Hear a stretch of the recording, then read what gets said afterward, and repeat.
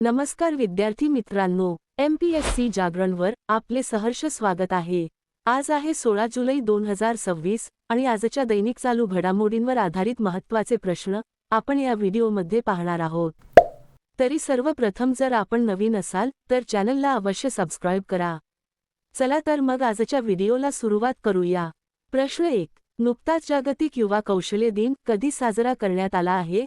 याचे अचूक उत्तर आहे पर्याय बी, जुलै 15। स्पष्टीकरण: जागतिक युवा कौशल्य दिन दरवर्षी जुलै 15 रोजी साजरा केला जातो। रोजगार, सन्मानपूर्वक काम आणि उद्योजकतेसाठी तरुणांना तांत्रिक व व्यावसायिक कौशल्यांनी सुसज्ज करण्याच्या उद्देशाने संयुक्त राष्ट्र महासभेने 2014 मध्ये हा दिवस घोषित केला होता। प्रश्न 2, नुकतीच ब्रिक्स रोजगार कार्यगटची बैठक कोठे आयोजित करण्यात आली आहे? याचे अचूक उत्तर आहे पर्याय सी, हैदराबाद। स्पष्टीकरण: हैदराबादमध्ये ब्रिक्स रोजगार कार्यगटाची महत्त्वपूर्ण बैठक सुरू झाली आहे। भारताच्या अध्यक्षतेखाली ब्रिक्स देशांच्या तिसऱ्या रोजगार कार्यगटाची 2 दिवसीय बैठक सोमवारपासून तेलंगणाची राजधानी हैदराबाद येथे सुरू झाली आहे। या बैठकीत कामगार क्षेत्राशी संबंधित अनेक महत्त्वाच्या मुद्द्यांवर सविस्तर चर्चा होत आहे। प्रश्न 3, नुकतेच सरन्यायाधीश न्यायमूर्ती सूर्यकांत यांनी कोठे टॉवर ऑफ जस्टिसचे उद्घाटन केले आहे? याचे अचूक उत्तर आहे पर्याय बी, गुरुग्राम। स्पष्टीकरण: भारताचे सर्वोच्च न्यायालयाचे न्यायमूर्ती सूर्यकांत यांनी नुकतेच हरियाणातील गुरुग्राम येथे टॉवर ऑफ जस्टिसचे उद्घाटन केले आहे।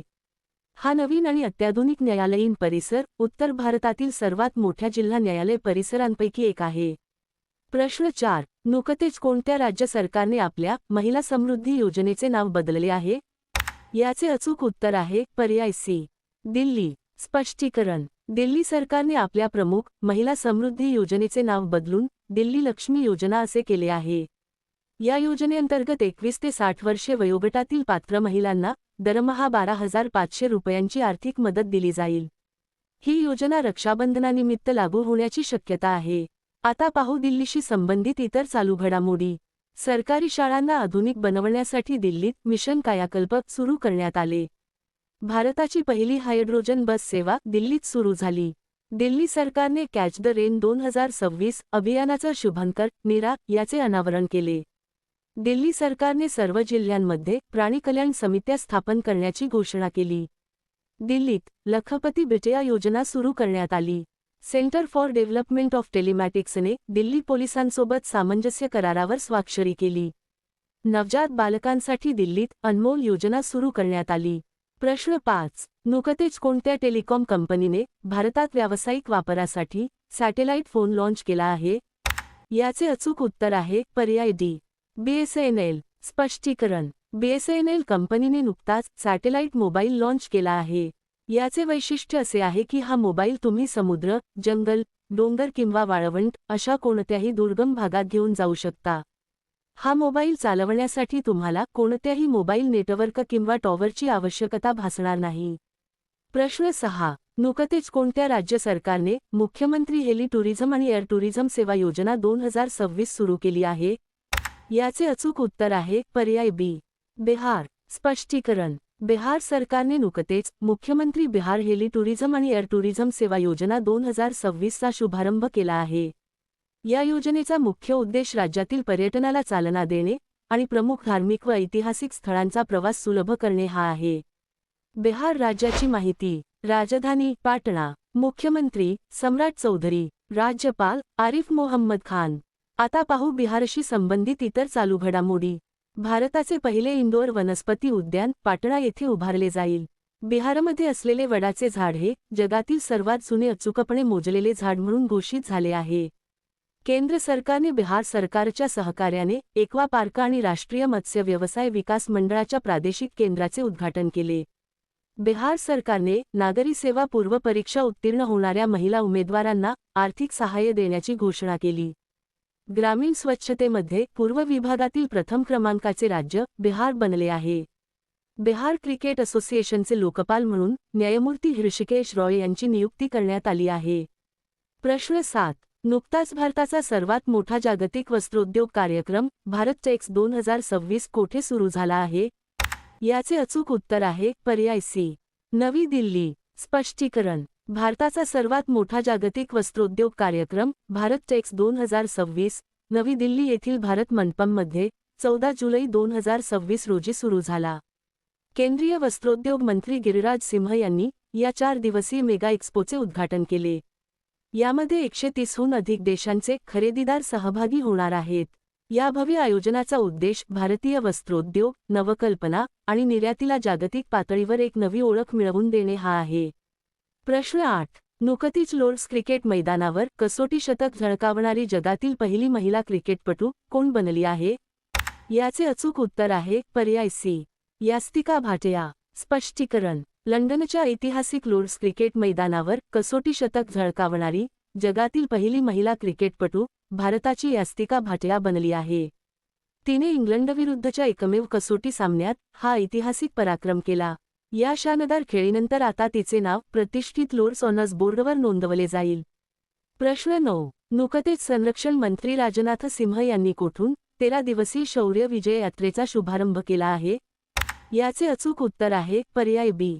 नवी दिल्ली. स्पष्टीकरण. संरक्षण मंत्री श्री राजनाथ सिंह यांनी कारगिल विजय दिवस 2026च्या राष्ट्रव्यापी मोहिमेअंतर्गत 14 जुलै 2026 रोजी नवी दिल्ली येथील राष्ट्रीय युद्ध स्मारक येथून लडाखमधील द्रास येथील कारगिल युद्ध स्मारकापर्यंतच्या 13 दिवसीय शौर्य विजय यात्रेला हिरवा झेंडा दाखवून रवाना केले.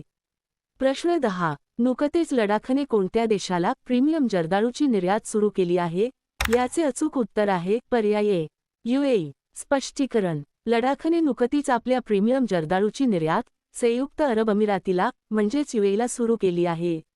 लडाख प्रशासन आणि प्रमुख आंतरराष्ट्रीय रिटेलर लुलू ग्रुप यांच्यात झालेल्या ऐतिहासिक करारानुसार 5 टन जर्दाळूची पहिली खेप नवी दिल्लीतील लडाख भवनातून दुबईसाठी रवाना करण्यात आली आहे.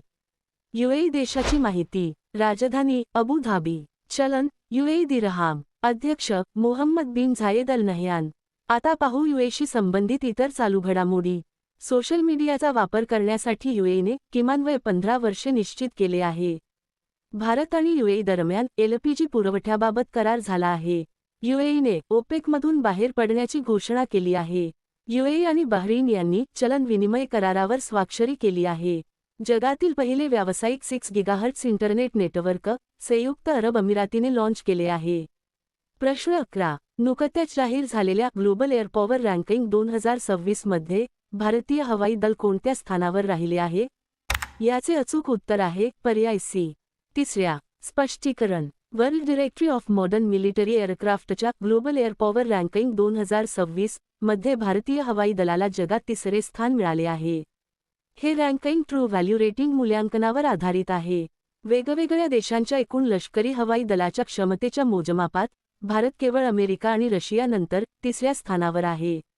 भारताने 2022 नंतर 5व्यांदा चीनला मागे टाकून हे यश संपादन केले आहे. प्रश्न 12. नुकतेच भारतीय भालाफेकपटू आनंद सिंह यांनी 80.57 मीटरच्या वैयक्तिक सर्वोत्तम कामगिरीसह आशियाई अंडर-23 एथलेटिक्स चॅम्पियनशिप मध्ये कोणते पदक जिंकले आहे? याचे अचूक उत्तर आहे पर्याय बी.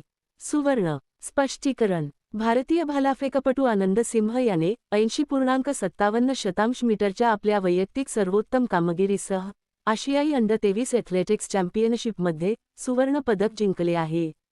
चीनच्या ओर्डोस येथे आयोजित या प्रतिष्ठित चॅम्पियनशिपमध्ये आणखी एका भारतीय खेळाडूने शिवम लोहाकरे याने 77.70 मीटर भालाफेकून कांस्य पदक आपल्या नावावर केले.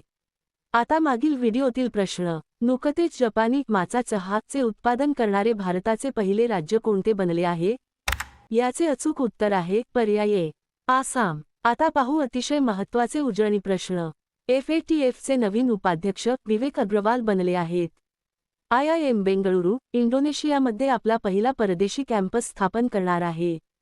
सरकारी शाळांना आधुनिक बनवण्यासाठी दिल्लीत मिशन कायाकल्प सुरू करण्यात आले. उत्तराखंड सरकारने अल्पसंख्याक शिक्षण प्राधिकरण स्थापन केले आहे. उत्तर प्रदेश सरकारने शिक्षकांसाठी गुरु दक्षिणा नावाची कॅशलेस वैद्यकीय विमा योजना सुरू केली आहे. त्रिपुराच्या कृषी आणि शेतकरी कल्याण विभागाने नवी दिल्लीत अन्नस उत्सव 2026 चे आयोजन केले होते. भारत आणि ऑस्ट्रेलिया दरम्यान युरेनियम करार झाला आहे. पश्चिम बंगाल सरकारने महिलांच्या सुरक्षेला बळकट करण्यासाठी दुर्गा स्क्वॉड सुरू केले आहे. मध्य प्रदेश सरकारने नवीन वक्फ कायद्यांतर्गत राज्य वक्फ बोर्डाची पुनर्रचना केली आहे. टाइम आउटच्या हॅपी सिटी इंडेक्स 2026 मध्ये लंडन अव्वल स्थानावर राहिले आहे. भारतीय यूपीआय स्वीकारणारा ग्रीस हा 10वा देश बनला आहे. समान नागरी कायद्यासाठी स्थापन करण्यात आलेल्या उच्चस्तरीय समितीच्या अध्यक्षपदी रंजना प्रकाश देसाई यांची नियुक्ती करण्यात आली आहे. आंध्र प्रदेशमध्ये मी भूमी मी हक्कू कार्यक्रम सुरू करण्यात आला आहे. 18 मीटर ड्राफ्ट क्षमतेचे भारताचे दुसरे प्रमुख बंदर कामराजार पोर्ट बनले आहे. IIT मंडीने देशातील सर्वात मोठी भूस्खलन इशारा प्रणाली विकसित केली आहे. चीनच्या शास्त्रज्ञांनी हिंदी महासागरात जगातील सर्वात मोठे वेल दफनभूमी शोधून काढले आहे. अनुसूचित जाती आणि अनुसूचित जमातीतील महिलांच्या सक्षमीकरणासाठी केरळ सरकारने दक्षायनी योजना सुरू केली आहे. भारताचे 98वे ग्रँडमास्टर अश्वथ एस बनले आहेत. उत्तर प्रदेश सरकारने ग्रीन डेटा सेंटर पॉलिसी 2026 ला मान्यता दिली आहे. आता तुमच्यासाठी प्रश्न. नुकतेच विम्बल्डन टेनिस स्पर्धेत पुरुष एकेरीचे विजेतेपद कोणी जिंकले आहे? दिलेल्या पर्यायातून या प्रश्नाचे अचूक उत्तर कमेंट बॉक्समध्ये नक्की द्या. उद्या पुन्हा भेटू पुढील भागात. धन्यवाद.